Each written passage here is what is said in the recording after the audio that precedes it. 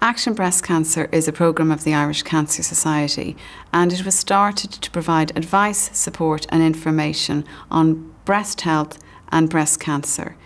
The Action Breast Cancer Helpline 1800 30 90 40 is staffed by specialist nurses who can provide that advice, support and information at any stage of the cancer journey, or if you just found a change and you need to talk to somebody to find out what the next step for you is. I had just enrolled in UCD to do a Master's in Education, and I think the first week, that was about as far as I got with it. So that upscuttled everything at the time. When I was diagnosed, I was 28. I was 10 months married, so everything was great at the time, I suppose. Life was good. It wasn't as easy as finding a lump, because it was really that my breast had changed. One of my breasts had changed, and I'd look at it and say, I'm getting old, so it has changed. It's drooping a bit or whatever. And I'd move it around and it'd look fine.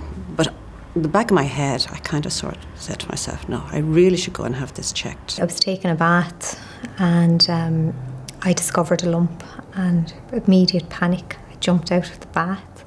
I was at home alone, so I didn't tell anybody. And the next day, I was talking to my mother and I said, I'm after finding a lump. And she said, what does it feel like? And I said, it's hard and it's small.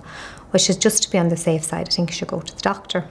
And when I had the mammogram, the nurse said to me, now, just for your peace of mind, call into the doctor on the way home. And I thought, she said that to me, sure, everything's fine. So I went back to work, not calling into the doctor on the way home, and then to have a whole brouhaha looking for me to tell me that I had breast cancer, So that was the circumstances of my finding out.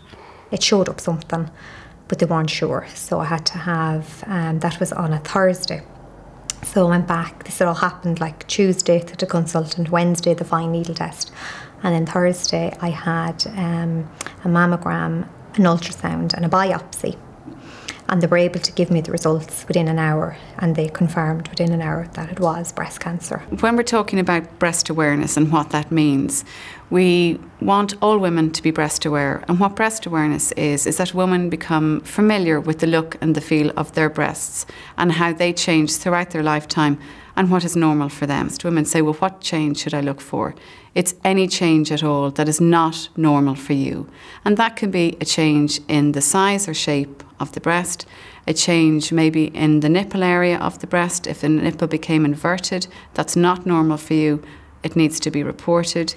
If a woman finds a change in her breast, it can be very alarming. But the most important thing is that a woman shouldn't panic and put it off and not tell anybody about it. 9 times out of 10, when a woman finds a change in her breast, it's benign, which means there's nothing wrong. It can be a normal change in the breast. Breasts are very complicated and they change throughout our lifetime. But if a woman finds a change, she should go to her GP, male or female, whichever she feels most comfortable with, or even to a doctor in a family planning clinic, and to go to the GP and discuss the change with the doctor, to be examined and to say how long the change has been there, what it's like, does it change come and go, and routine questions like that will be asked. Initially they said that I would have chemotherapy, but they didn't know how much or when, and they thought initially it would be just chemotherapy.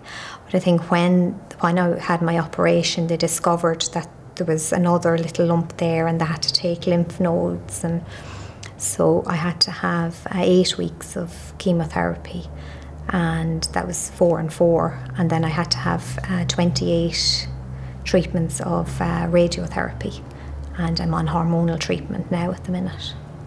People think there's one breast cancer, but in fact there are many different types under that name of breast cancer. So people will get different types which need different treatment. So the treatment options for some people could be, first of all, having surgery, and that could be partial removal of the breast or all removal of the breast. And this can then sometimes be followed by chemotherapy and or radiotherapy and hormonal therapy. So there are many different combinations of treatment, many different types of drug which will be used for the different types of chemotherapy, and some treatments will not involve radiotherapy or hormonal therapy.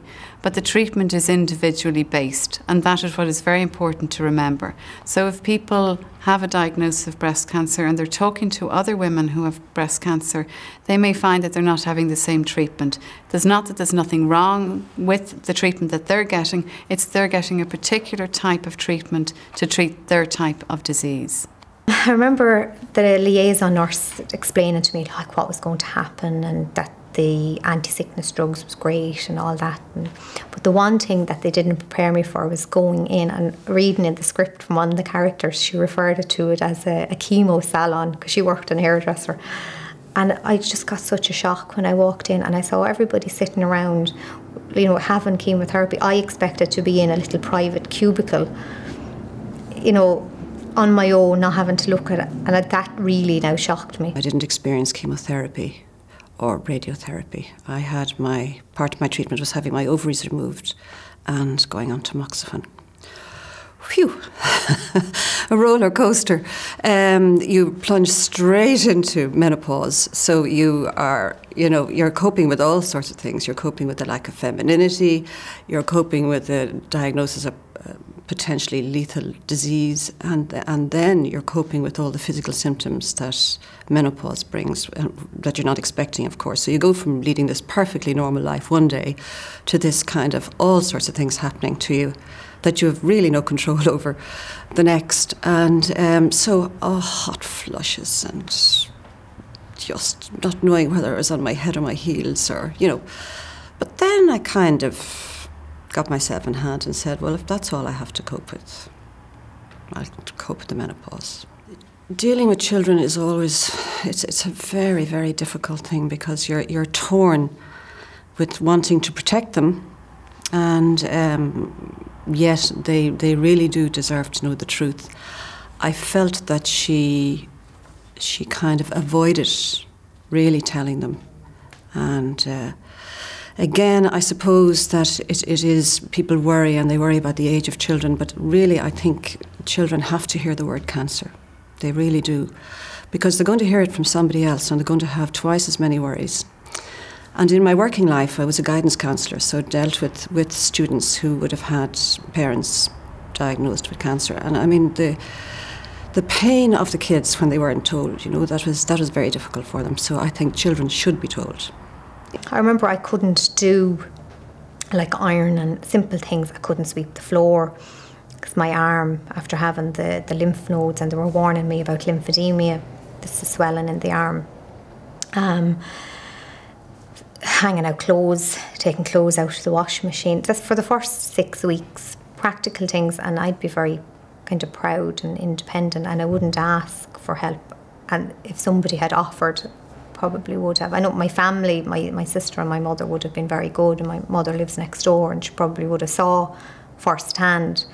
But I think if people offer help, generally you won't need an awful lot of help, and you might need help. I mean, at one stage then we all do the independent thing. I said, no, I don't need anybody, I'd be struggling through.